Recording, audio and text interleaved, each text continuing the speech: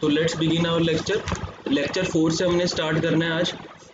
हमारा हरियाणा के क्वेश्चंस हो चुके थे, अब हमको वहीं से कंटिन्यू करना है जहाँ से हमारा लेफ्ट आउट रह गया था। ठीक है, 3 लेक्चर हम कर चुके हैं, चौथा लेक्चर है उसी सीरीज़ का, यही ऐसे ही आगे चलेगी। चलिए,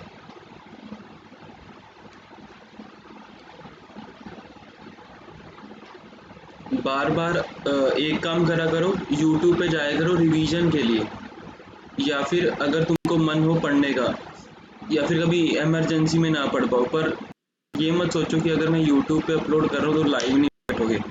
अगर आप लाइव बैठते हो तब आपको ज़्यादा अच्छा समझ आएगा और मज़ा भी आता है लाइव में, एक अलग ही।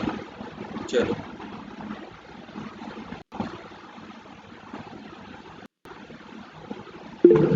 practicing untouchability is violation of constitutional right, a criminal offense, both A and B, या violation of legal right only।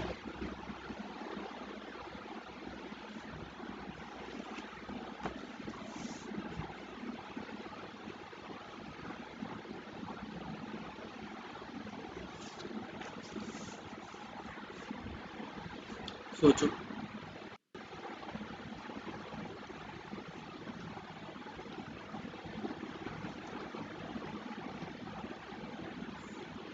A,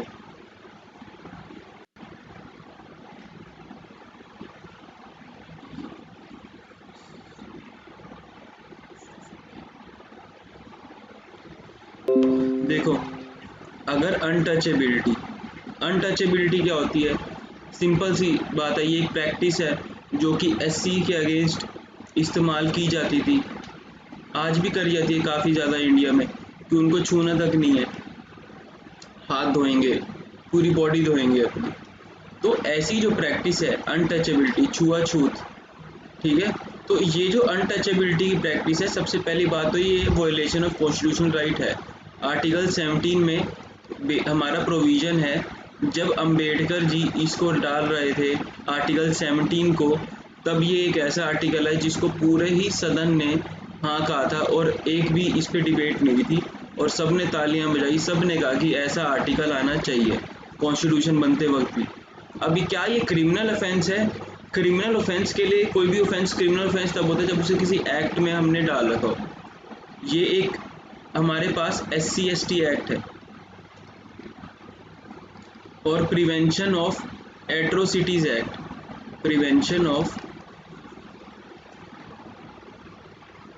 atrocities act. तो ये जो दो एक्ट्स हैं, ये हमारे क्रिमिनल ऑफेंस, इसको अनटचेबिलिटी को बनाते हैं। तो अगर आपके पास आंसर आए कि क्या प्रैक्टिसिंग अनटचेबिलिटी एक वॉयलेशन ऑफ कॉन्स्टिट्यूशनल राइट है, या क्रिमिनल ऑफेंस है, या बोथ ए एंड बी है, या violation of legal right only, तो आपका आंसर होएगा बोथ है। चलो, petitions to the Supreme Court under Article 32 are subject to the rules of res judicata except quo warranto, habeas corpus, certiorari prohibition।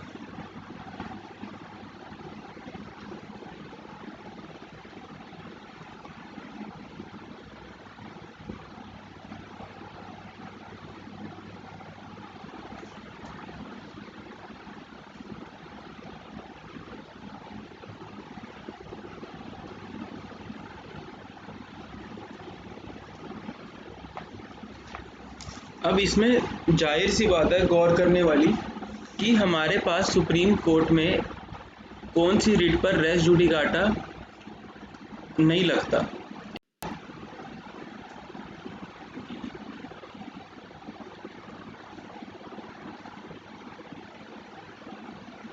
ठीक है, most of you are correct, B answer. ठीक है, मैं समझाता हूँ इसका आंसर। बेसिकली सारे answer करने की कोशिश करो, दिमाग लगाओ कि जो पेटिशन है सुप्रीम कोर्ट की under article 32 are subject to the rule of res judicata.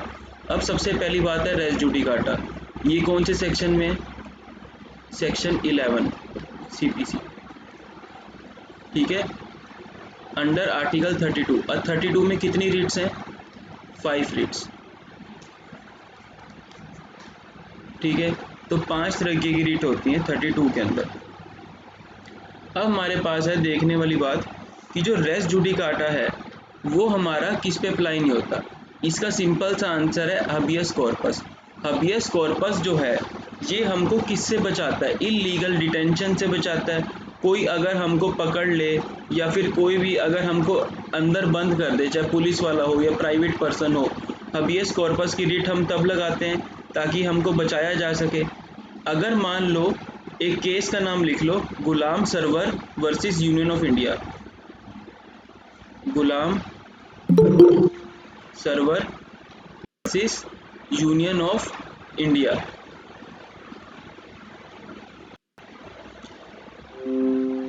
तो इस केस में हेल्ड हुआ था कि जो रेस जुडिकाटा की रिट है दैट इज नॉट, जो हमारी कहते हैं रिट है 32, तो res judicata is not applicable to habeas corpus,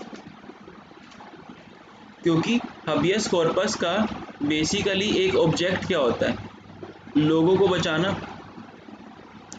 अगर उनको इलीगली डिटेन कर दिया, अगर रेस जुडिकाटा लगाएंगे तो उनकी जो फ्रीडम है उस पे खतरा है। इसलिए Ghulam Sarwar versus Union of India and an others AIR 1967 supreme court, इस केस में यही हेल्ड हुआ था कि हबियस कॉर्पस पर जो हमारा रेस जुडिकाटा का कंसेप्ट है अंडर आर्टिकल 32 वो अप्लाई नहीं होगा। ठीक है, वो मतलब उसके सब्जेक्ट नहीं है 32 के। तो ये बहुत इंपॉर्टेंट है, ये क्वेश्चन तो 1 नंबर का हर स्टेट में हर पेपर में आता है।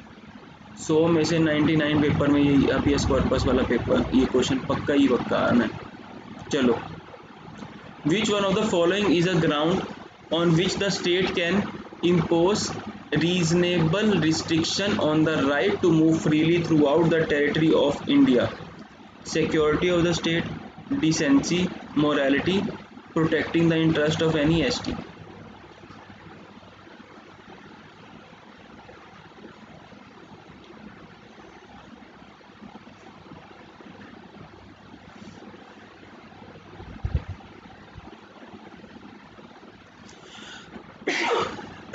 सॉरी,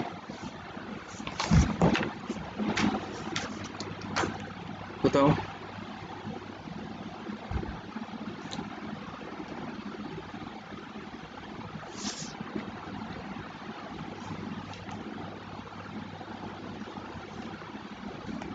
देखो, अब है right to move freely throughout the territory of India.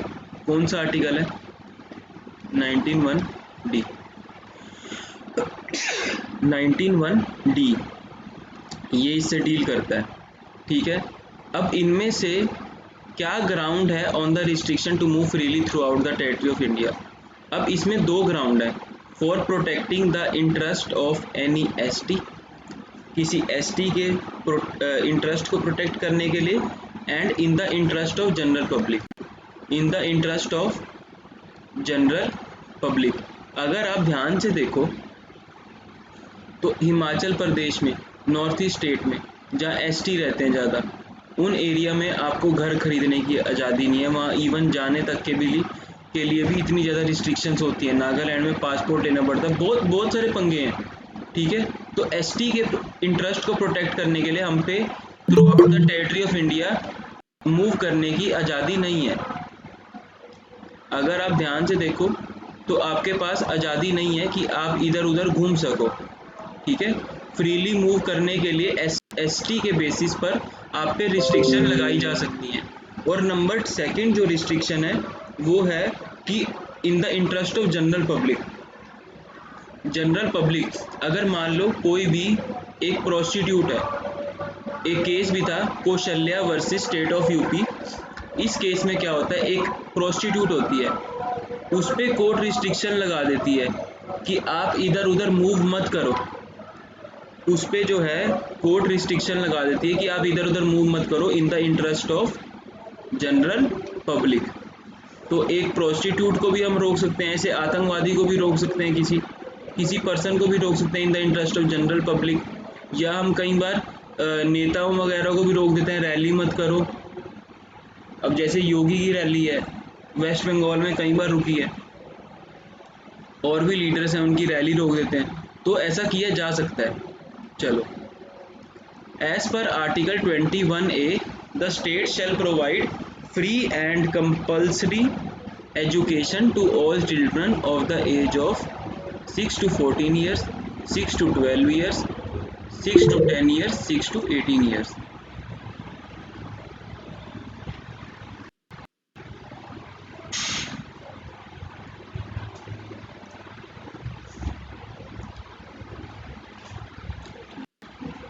चलो, तो 21A में जो स्टेट है वो फ्री और कंपलसरी एजुकेशन देगा सबको, 6 to 14 years, 6 to 12 years, 6 to 10 years, 6 to 18 years।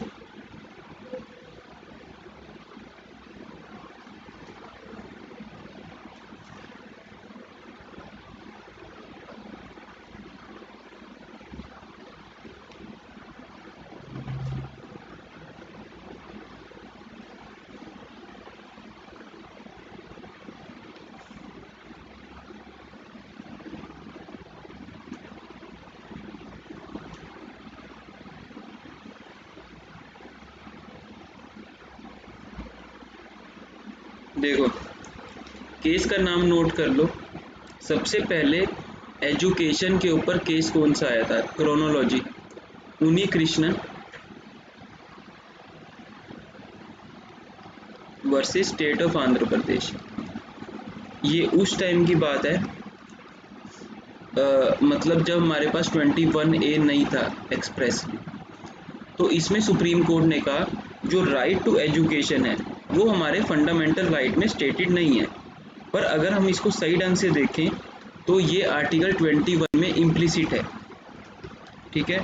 पर इसके बाद क्या हुआ, हमारे जो मेकर्स हैं, हमारे पार्लियामेंट ने लॉ पास करा और right to education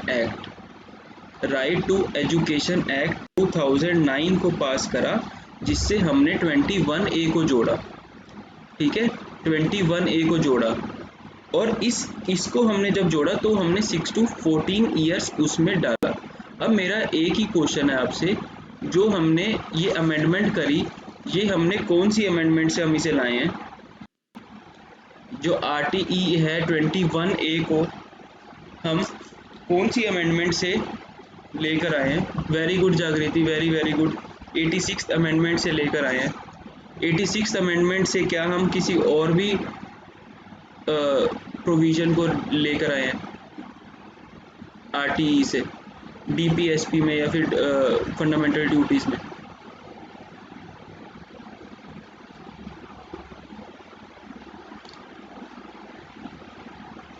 forty five में हमने चेंजेस करे, आर्टिकल 45 में DPSP में, कि स्टेट 6 साल तक के बच्चों को नरिश करेगा, और यही हमने अप टू 14 ईयर्स एक हमने चेंज करा है, फंडामेंटल ड्यूटी में भी एजुकेशन देनी है, तो वहाँ पर भी हमने एक 11वीं ड्यूटी डाली 51A में। तो ये हमने 86th अमेंडमेंट से सारा करा, ठीक है। तो आंसर इसका है 6 to 14 ईयर्स। ये भी लिखते रहा करो जो मैं लिखवा रहा हूँ, और वैसे भी लिखते रहा करो, ये शॉर्ट नोट्स हैं, प्री में आपके हेल्प करेंगे मेंस में भी।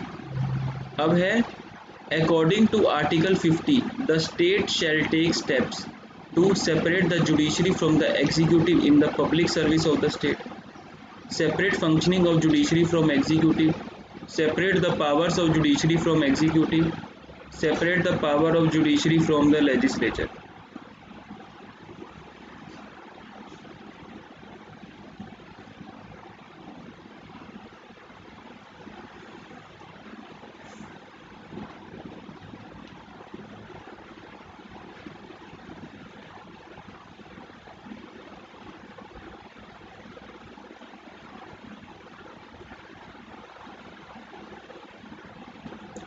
सोचो।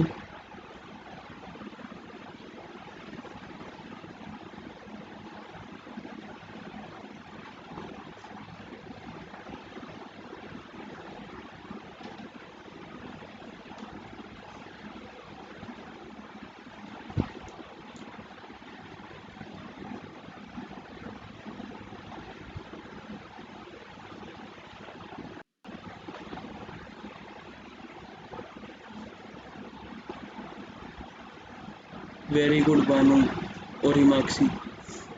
ठीक है, देखो अब आर्टिकल 50 इससे डील करता है, separation of judiciary from executive. यहाँ भी यही लिखा है, separate the powers of judiciary from executive, और यहाँ पर लिखा है separate the judiciary from executive in the public service of the state. अगर आप आर्टिकल 50 जो है ना उसको सही ढंग से पढ़ते हो तो वहाँ पर अंदर यही बात लिखी है, to separate the judiciary from executive in the public service of the state. वहाँ पर एक्सप्रेसली प्रोवाइडेड है आर्टिकल 50 में, यही सेम लाइन लिखी हुई है वहाँ पर। तो इसका आंसर यही होएगा। ये कंफ्यूजिंग था क्वेश्चन, पर इसका आंसर यही है। मैं अपनी क्लास में भी मैं कभी एमसीक्यू सॉल्व करा रहा था तब मैंने ये बात बताई थी कि जो public service of the state है ये एक बहुत ही ज़्यादा जानने वाली बात है, और ये आती ही आती है, ऐसा क्वेश्चन कई बार आ चुका है। तो हमारे पास इसमें public service of the state note करना, और इसका आंसर आएगा separate the judiciary from executive in the public service of the state. अबे what is the minimum age to be eligible for the becoming the president of India? 35, 45, 55, 25? कितनी minimum age होनी चाहिए अगर आपको प्रेसिडेंट बनना है?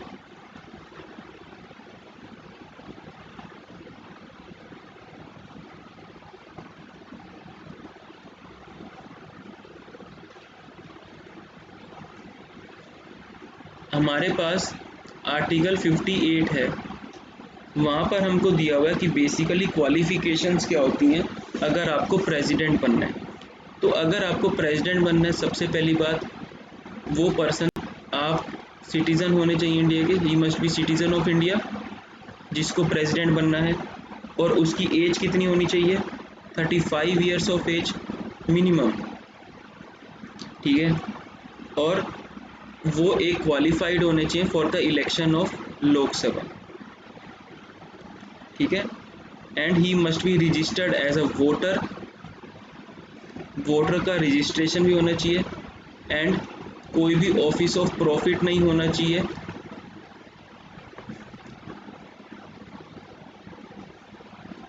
ही must not hold the office of profit, ठीक है। तो अगर कोई कैंडिडेचर है of the person for the election of president must be proposed by at least 50 elected members. तो सिंपल सी बात है, कंडीशंस अगर हम देखें तो citizen of India 35 years of age, and Lok Sabha में इनका जो है इलेक्शन होना मतलब कि कम्पिटेंट होने चाहिए, क्वालिफाइड होने चाहिए, and registered as a voter. तो 35 ईयर्स यहाँ पर आपका आंसर था। बाकी बातें भी नोट कर लिया करो, आगे काम आती रहेंगी। चलो, और एक क्वेश्चन है, what is the maximum age to become the president? एक प्रेसिडेंट कितनी मैक्सिमम एज तक रह सकता है?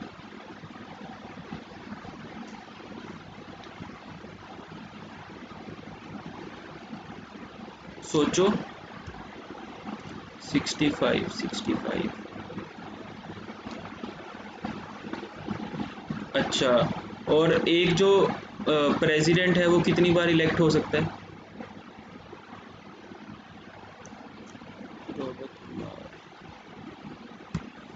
एक प्रेसिडेंट कितनी बार इलेक्ट हो सकता है? देखिए, 5 ईयर्स नहीं। सबसे पहली बात, नो लिमिट एज की। आप दिमाग से सोचो सब, जब अडवाणी है, अडवाणी जैसे पर्सन को हम प्रेसिडेंट अपॉइंट करने जा रहे थे, पहले कभी बात उठ रही थी, एंड ही इज़ अबव 90, तो नो लिमिट। और हमारे पास इलेक्ट होने की प्रेसिडेंट की भी कोई लिमिट नहीं है, चाहे हमारा अमेरिका में 2 बार इलेक्शन हो, 2 बार इलेक्ट हो सकते हैं, but in India unlimited time एक प्रेसिडेंट बन सकते हैं। बट वो हमारी मर्जी है, हम एक कस्टम बना लिया, हम करते नहीं है ऐसा, 1-2 बार से ऊपर हमने आज तक करा नहीं, ठीक है। राजेंद्र प्रसाद थे हमारे फर्स्ट प्रेसिडेंट, और अब हमारे प्रेसिडेंट कौन है ये भी बता दो।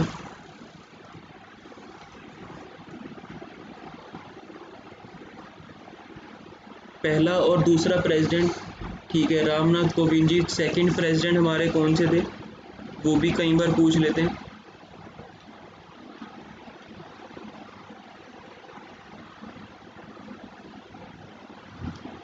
बताओ। सेकंड प्रेसिडेंट, हाँ सर्वपल्ली, वेरी गुड। तो जो रामनाथ कोविंद जी हैं वो हमारे इस वक्त प्रेसिडेंट है करंटली, ठीक है। ये ऑल दो क्वेश्चन जो है इतना सिंपल तो नहीं आएगा, पर ये आ जाएगा कि वो कौन से नंबर के हैं। ये पता है आपको कि उनका नंबर क्या है बेसिकली, 1 2 3 4। कौन से प्रेसिडेंट है वो हमारे, शाबाशी तेज, 14। ये क्वेश्चन आ सकता है 14, आपसे नंबर पूछ सकते हैं वहाँ पर। तो ऐसे सारे क्वेश्चंस के लिए you have to be extra prepared, ठीक है। नेक्स्ट क्वेश्चन है हमारे पास, when the president is to be impeached the charge shall be preferred by either house of the parliament, upper house of the parliament, lower house of the parliament, both the houses of the parliament simultaneously.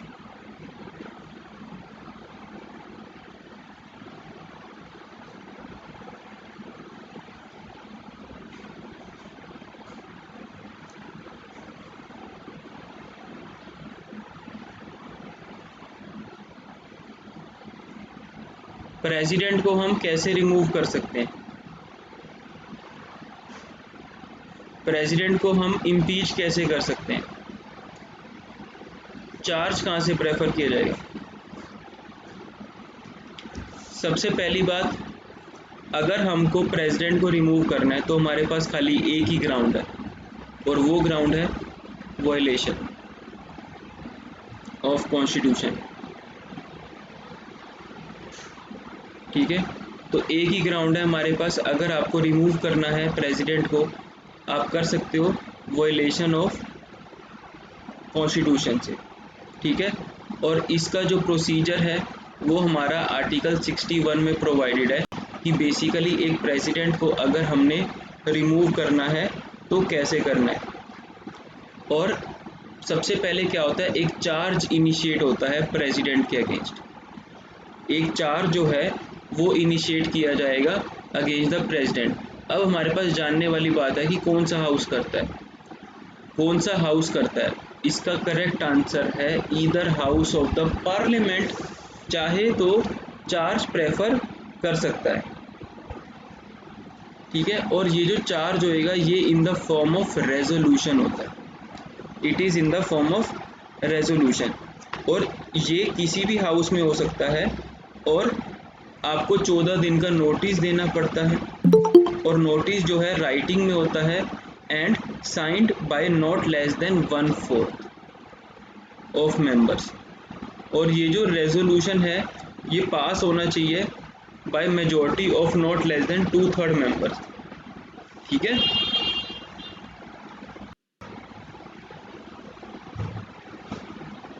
तो it must be passed by resolution of not less than 2/3 of the total membership of the house. तो इसमें ये है simple सी बात। और अगर resolution जो है वो पास हो जाता है हाउस के द्वारा, जहाँ पे चार्ज प्रेफर किया गया है, तो जो दूसरा हाउस है वो इन्वेस्टिगेट करेगा, और इस इन्वेस्टिगेशन के दौरान प्रेसिडेंट चाहे तो वो अपीयर भी हो सकता है, अपने वकील को भी अपने साथ ला सकता है पार्लियामेंट। और जब इन्वेस्टिगेशन हो जाती है और हाउस जिसमें चार्ज जो था अगेंस्ट द प्रेसिडेंट वो इन्वेस्टिगेट हो जाता है, अगर वो भी रेजोल्यूशन पास कर दे 2/3 मेजोरिटी से, तो हमारा जो प्रेसिडेंट है वो रिमूव हो जाएगा।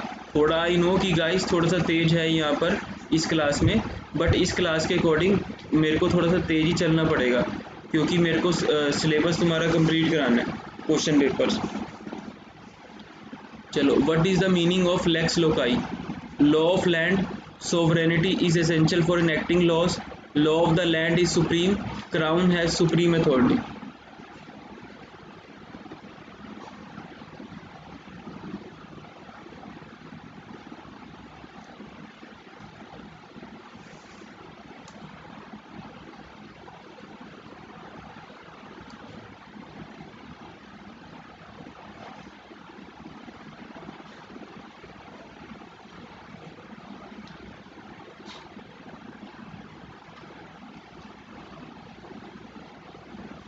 इसका मीनिंग है लॉ ऑफ लैंड।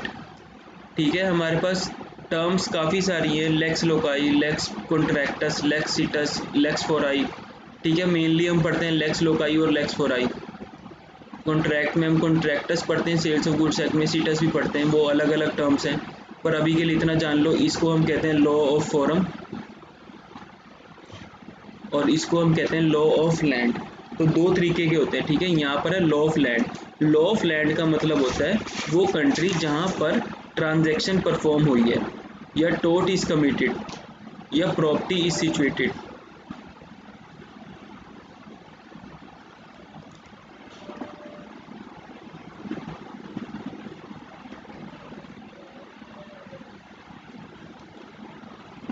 ठीक है, चलो, प्रॉपर्टी सिचुएटेड, टोट इज कमिटेड, ठीक है, ट्रांजैक्शन इज कंप्लीटेड।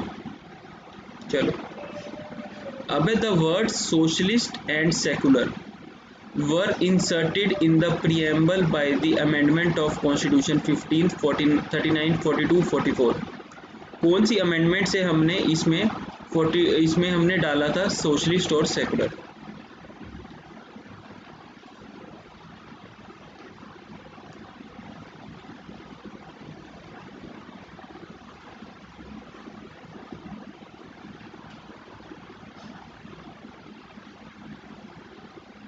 देखो, जो सोशलिस्ट और सेकुलर है, अब प्रियम्बल की बात है। सबसे पहले प्रियम्बल जो है ये हमारा स्टार्टिंग में होता है, ये हमारे ऑब्जेक्टिव्स बताता है कि कॉन्स्टिट्यूशन में क्या है।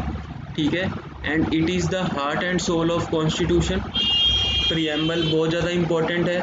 अब इसमें हमने चेंजेस कब करे, खाली एक ही बार इसको हमने अमेंड करा है, वो है 42nd अमेंडमेंट से हमने इसको चेंज करा है। Only by 42nd amendment we have change the constitution, and खाली वंस, एक ही बार हुआ है ऐसा।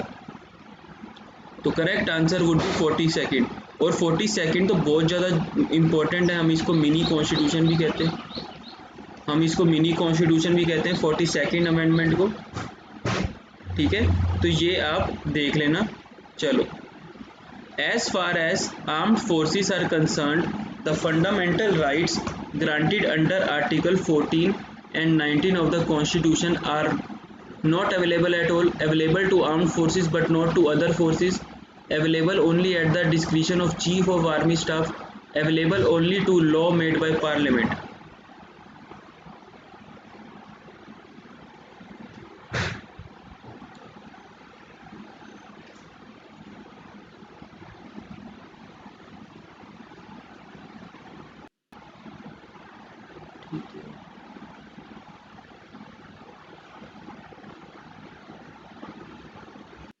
सोचो क्या होएगा आंसर, टाइम लो, माइंड से सोच के आंसर करो। क्या आर्मी वाले कह सकते हैं हमको राइट टू इक्वालिटी दो?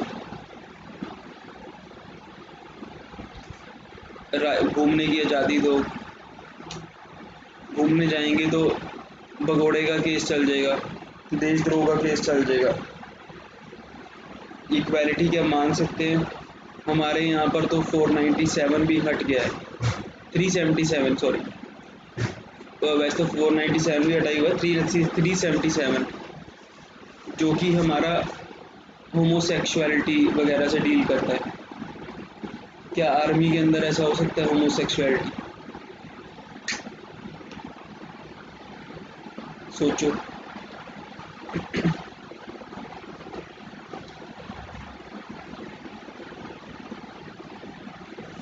आर्टिकल 33 में इसका आंसर है, और that says only according to law made by parliament, only according to law made by parliament. चलो,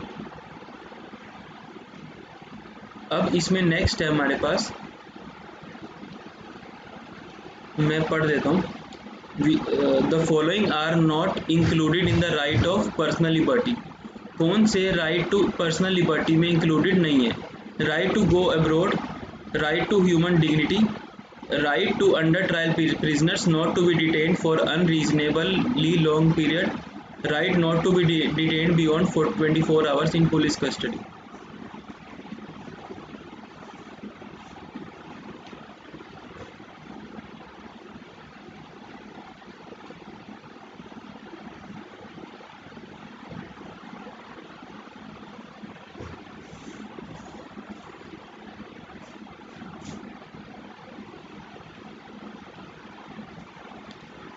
देखो, अब्रॉड जाने का जो राइट है हमारे पास कौन से केस से आया था? मनेका गांधी वाले केस से। और ह्यूमन डिग्निटी वाला जो है हमारे पास, ये भी हमारा आर्टिकल 21 में इम्प्लिसिट है कि right to human dignity, and इस पे वेरियस केस भी आए हुए हैं। और फिर है right to under trial prisoners not to be detain for unreasonable delay, Husnara Khatoon versus State of Bihar. ठीक है, हुसनेरा खातून वाला केस भी है कि आप अनरीजनेबली लॉन्ग डिले को मत करो। 21 में ये भी एक केस आया हुआ है। अब है right not to be detain beyond 24 hours in police custody. ये हमारे पास कहाँ पे दिया हुआ है? ये हमारे पास आर्टिकल 22 में दिया हुआ है। आर्टिकल 22 में दिया हुआ है। ठीक है, तो आर्टिकल 22 में हमको ये राइट दिया हुआ है, right not to be detained beyond 24 hours in police custody. यही सेम जो बात है ये हमारे को 167 सीआरपीसी में भी है, 57 सीआरपीसी में भी है, वेरियस अदर प्रोविजंस में है कि हमको 24 आवर्स से ज़्यादा डिटेन नहीं करा जाएगा। ठीक है, तो इसका करेक्ट आंसर जो था वो आना था डी ऑप्शन, कि हमको 24 आवर्स से ज़्यादा डिटेन ना करा जाए, क्योंकि ये हमारे राइट टू पर्सनल लिबर्टी में नहीं है, मतलब आर्टिकल 21 में नहीं है, 22 में दे रखा है बल्कि ये सेम बात। चलो, during proclamation of emergency the duration of House of People may be extended by the Parliament for a period not exceeding at a time 1 year, 6 months, 9 months, 18 months. Lok Sabha को हम इमरजेंसी के टाइम पर कितना extend कर सकते हैं एक बारी में?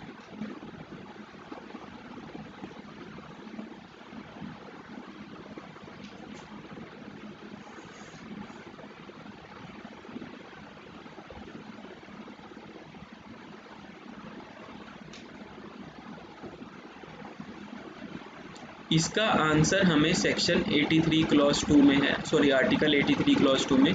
देखो, सिंपल सी बात है, हमारी जो लोकसभा है कितने टाइम की होती है? 5 आवर्स की, 5 ईयर्स की होती है। सिंपल सी बात है, इमरजेंसी लग जाए, आज तक कितनी बार इमरजेंसी लगी? 3 बार सारी लगी, 3 टाइम्स। अगर इमरजेंसी लग जाती है तो हमारी जो लोकसभा है वो कितने टाइम एक्सटेंड होएगी? Max to max 1 year, 1 year से ऊपर एक्सटेंड नहीं की जा सकती लोकसभा हमारी। और अगर एक बार इमरजेंसी हट जाए तो उसके 6 मंथ्स के अंदर लोकसभा को ख़त्म होना पड़ेगा ही होना पड़ेगा। हद से हद 6 मंथ्स एक्सटेंड होएगी। अगर इमरजेंसी हट गई है तो उसके 6 महीने के अंदर अंदर दोबारा एक्सटेंड, मतलब मैक्सिमम एक्सटेंशन है, उससे ऊपर नहीं। तो जो वैसे 1 ईयर है लोकसभा, लोकसभा कितने टाइम की होती है? वन, मतलब मैक्सिमम 1 ईयर, 5 साल की है, तो आप 1 साल ऊपर कर सकते हो। और अगर मान लो इमरजेंसी हट जाती है, उसके 6 मंथ्स के अंदर अंदर लोकसभा को हटना पड़ेगा ही पड़ेगा। तो मैंने दोनों में तुम्हें आंसर बता दिया है। अब इसके हिसाब से एट अ टाइम कितना एक्सीड नहीं होएगी?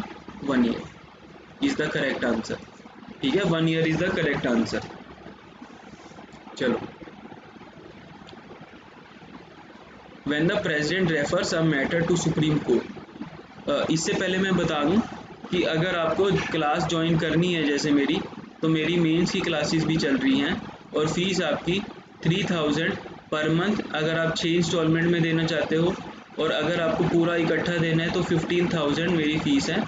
और इसमें मैं सारे सब्जेक्ट्स कवर कराता हूँ जो हमारे आएंगे जुडिशरी के लिए। आप वो भी प्रेफर कर सकते हो। क्लास हमारी 5 आवर्स 6 आवर्स की चलती है डेली। चलो,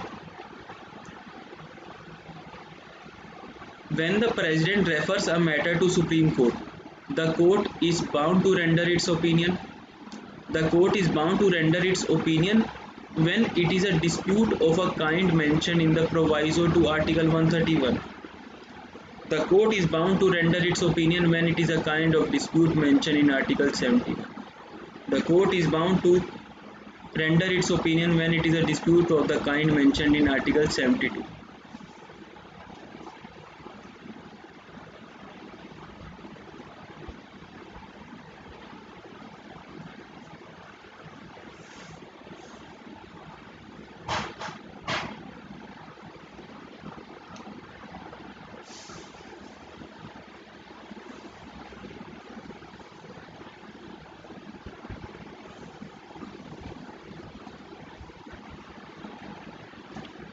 अब इसका आंसर है, देखो, पहली बात, हम जब भी किसी जो प्रेसिडेंट है, क्या वो कोई क्वेश्चन पर हमारे सुप्रीम कोर्ट की एडवाइस ले सकता है? एडवाइजरी जुरिस्डिक्शन है, यस, 143 में है।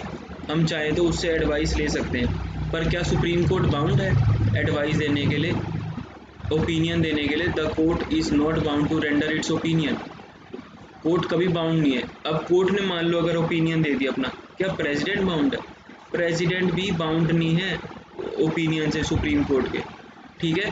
पर कुछ ऐसे मैटर है जहाँ पर बहुत ज़रूरी है अपना ओपिनियन देना हमारे सुप्रीम कोर्ट को, वो है proviso to article 131। Then the correct answer is B, ठीक है। ये क्वेश्चन कई बार आया हुआ है, कई बार ये क्वेश्चन मैं कई स्टेट्स में देख बैठा हूँ और ज़्यादातर स्टूडेंट इसे गलत करके आते हैं, ठीक है। तो यहाँ पर जो कोर्ट है bound to render its opinion अगर प्रोवाइजो टू आर्टिकल 131 वाला डिस्प्यूट है। Which of the following grounds is necessary to be proved in order to remove a speaker? Speaker को हटाने के लिए कौन से ग्राउंड नेसेसरी हैं of any legislative assembly? Misbehaviour, incapacity, conduct involving moral turpitude, none of the above.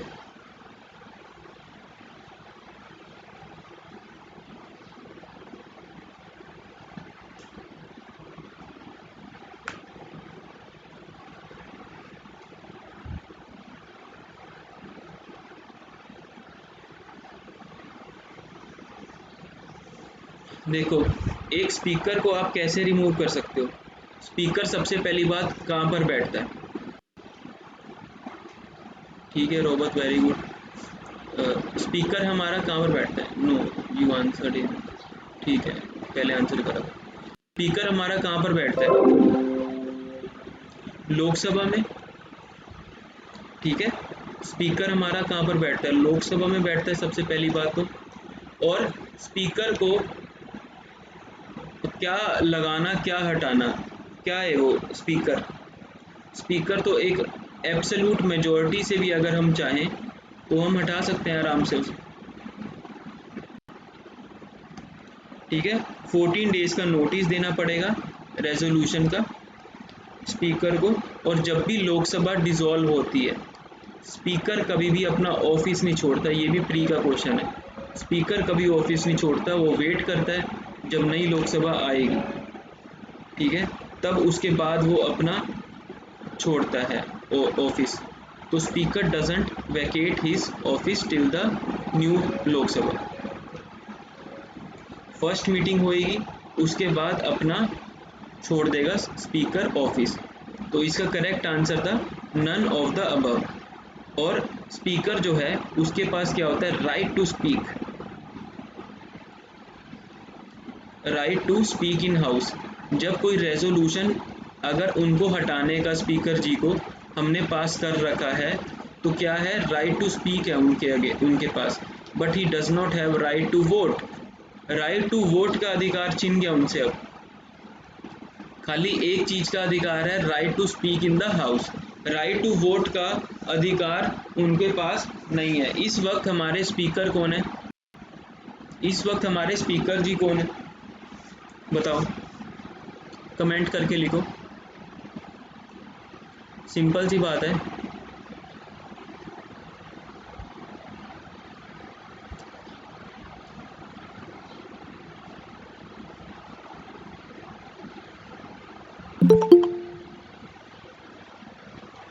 किसी को भी नहीं पता कि हमारे स्पीकर कौन है।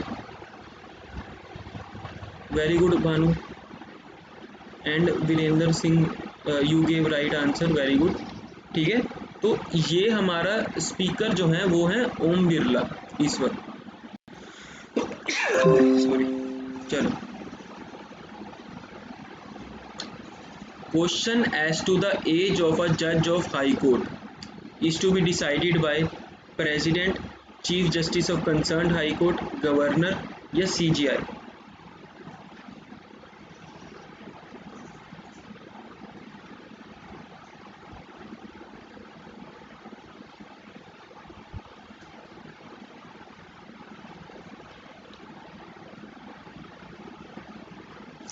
देखो सिंपल सी बात है, जो हमारे हाई कोर्ट के जज होते हैं उनकी रिटायरमेंट एज क्या होती है,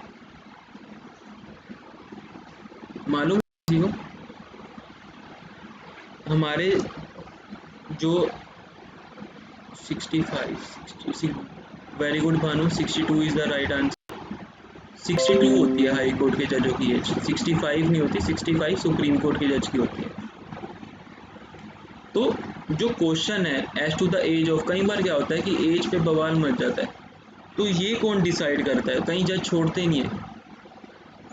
हमारा आर्टिकल 217 क्लॉज 3 कहता है कि जो एज है हाई कोर्ट के जज की वो कौन डिसाइड करता है, president, in consultation with chief Justice of India. और जो प्रेसिडेंट का डिसीजन होता है वो फाइनल होता है। तो इसका करेक्ट, ये मतलब ही कंसल्ट कर रहा है खाली सीजीआई से, correct answer is president. Please mute कर लो, अबे म्यूट कर लीजिए। तो इसका करेक्ट आंसर है प्रेसिडेंट। जो क्वेश्चन है as to the age of जज ऑफ अ हाई कोर्ट, वो प्रेसिडेंट डिसाइड करता है। चलो, which of the following section deals with an implied warranty in every contract of sale, section 14A, section 14 clause B, 15 या 16 clause 2, sales of goods act का question है।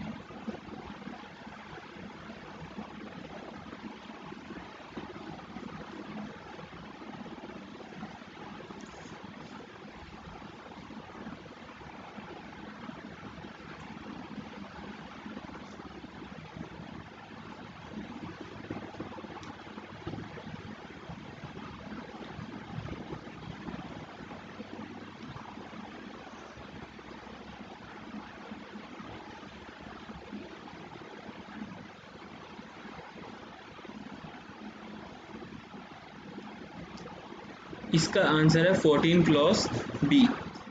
ठीक है, हमारे पास इम्प्लाइड वारंटी होती है 14 किन किन चीज़ों में होती है कि जो बायर है उसके पास क्वाइट पोजेशन ऑफ गुड्स होगा,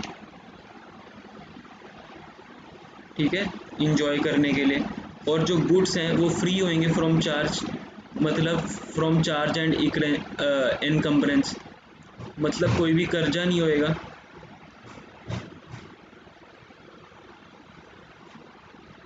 ठीक है, तो ये हमारे पास इम्प्लाइड वारंटीज हैं। ठीक है, तो 14 का क्लॉज ए जो है वो कंडीशन से डील करता है section 14 sales of goods act में, और बी और सी जो हैं ये डील करते हैं इम्प्लाइड वारंटी से। Next, which of the following rights of an unpaid seller can be exercised only when the buyer has become insolvent and not otherwise. इनमें से कौन सा राइट जो है ऑफ एन अनपेड सेलर वो एक्सरसाइज किया जा सकता है only when the buyer has become insolvent, जब बायर खरीदने वाला दिवालिया हो जाए, इंसॉल्वेंट हो जाए, and not otherwise. Right of लियन, right of resale, right of stoppage in transit या राइट टू स्यू।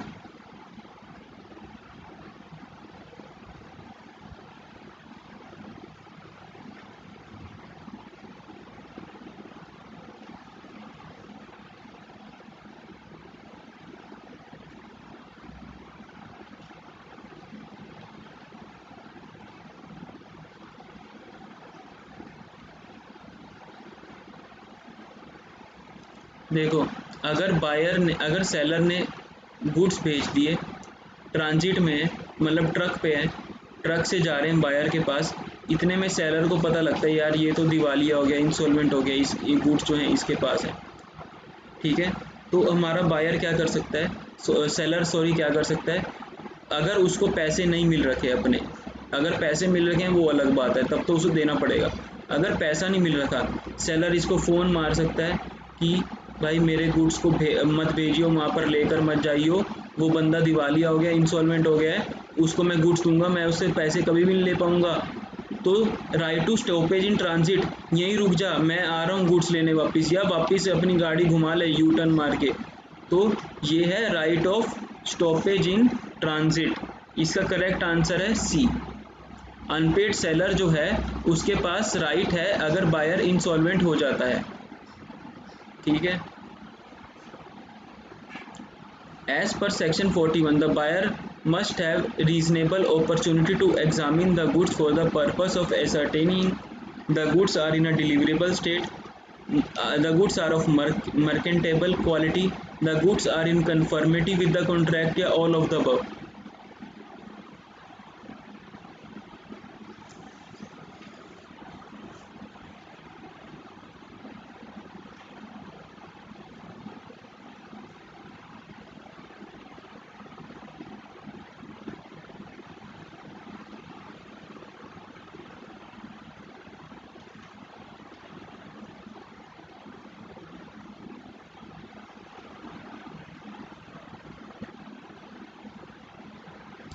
देखो, एज पर सेक्शन 41 जो बायर है उसके पास रीजनेबल अपॉर्चुनिटी होनी चाहिए टू एग्जामिन द गुड्स, ये एसर्टेन करने के लिए कि वो डिलीवरेबल स्टेट में है, मर्केंटेबल क्वालिटी में, या कन्फर्मेटिव विद द कॉन्ट्रैक्ट, या ऑल ऑफ द अबव। इसका करेक्ट आंसर है C, in conformity with the contract. ये बेयर एक्ट में है, आप इसको आपको थोड़ा सा पढ़ोगे तो आपको तब पता लग जाएगा, इसमें कोई इतना समझाने वाली बात नहीं। सिंपल सी बात है कि जो बायर है उसके पास रीज़नेबल अपॉर्चुनिटी होनी चाहिए कि वो गुड्स को देखे, जो हमने कॉन्ट्रैक्ट करा था वो गुड्स वही हैं या नहीं है, मतलब कि इनकन्फर्मिटी है या नहीं है, बस इतनी सी आपको बात को देखना है। With in how many months of attaining majority a minor admitted into the benefits of a partnership firm must decide whether he wants to become a partner in the firm. 2, 3, 6, 12।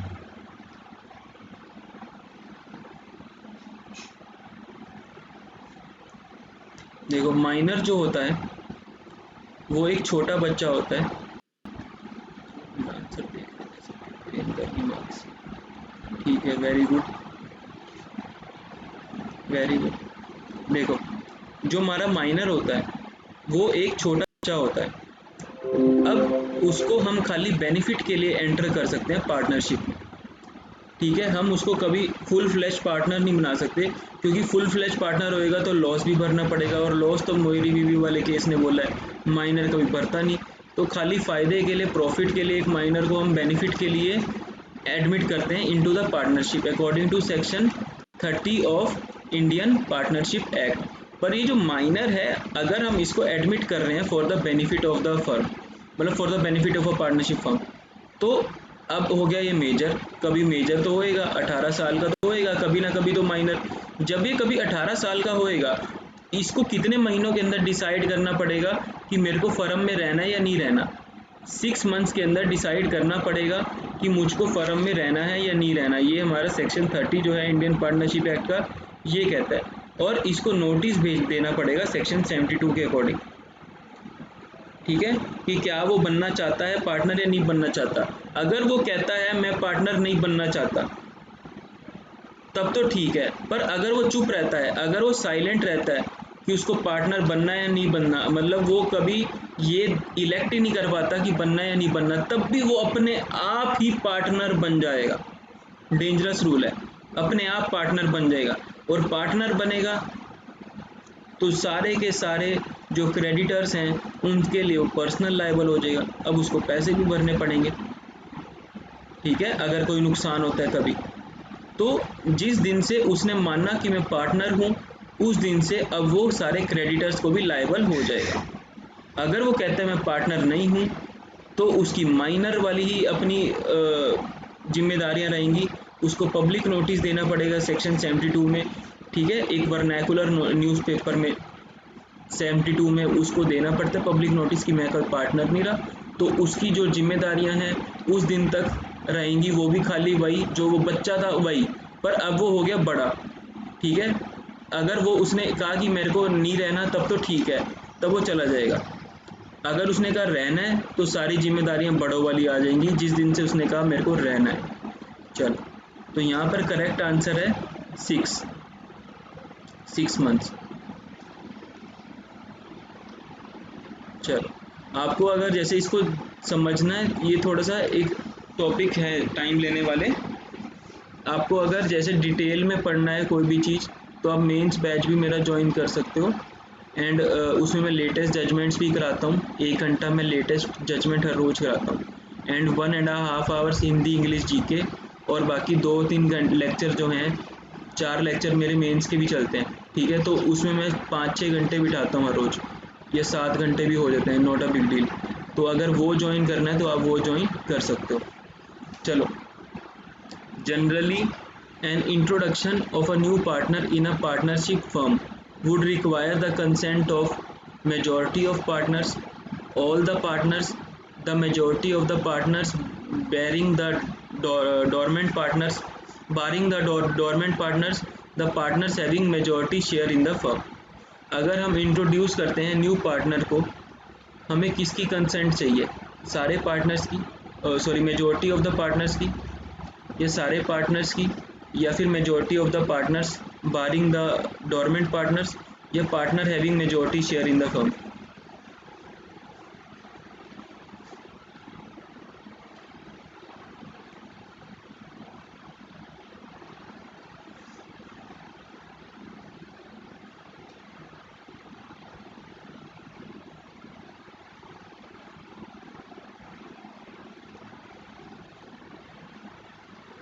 बताओ।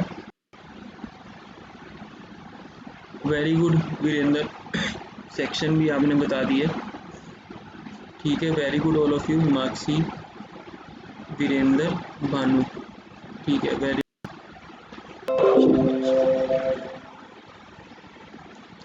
तो अगर आपको नया पार्टनर इंट्रोड्यूस करना है partnership firm में, आपको सबकी कंसेंट चाहिए, ऑल दी पार्टनर्स, ठीक है। You would require the consent of all the partners. तो ये इसका करेक्ट आंसर है। क्यों? Because it is based upon the mutual trust and confidence. Mutual trust and confidence के ऊपर आपको आना चाहिए, ठीक है। पार्टनरशिप फॉर्म में एंटर करते हैं, तो अगर एक पर्सन जो है हम उसको एंटर कर रहे हैं, अगर सारे पार्टनर नहीं चाहते, एक भी नहीं चाहता, तो उस बेचारे के साथ तो खराब होएगा ना। तो हमें अगर किसी को नया पार्टनर बनाना है तो सबसे पूछ के बनाना चाहिए, एक एक पर्सन से, ठीक है। तो ये आज का हमारा सेशन पूरा हो गया। कोई डाउट है किसी को पूछ सकते हो, किसी को अपना कुछ भी पूछना है तो पूछ सकते हो। वेलकम हिमांशी।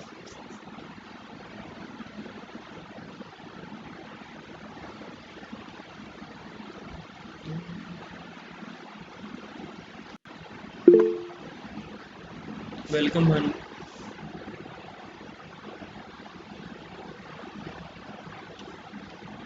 वेलकम युगम में।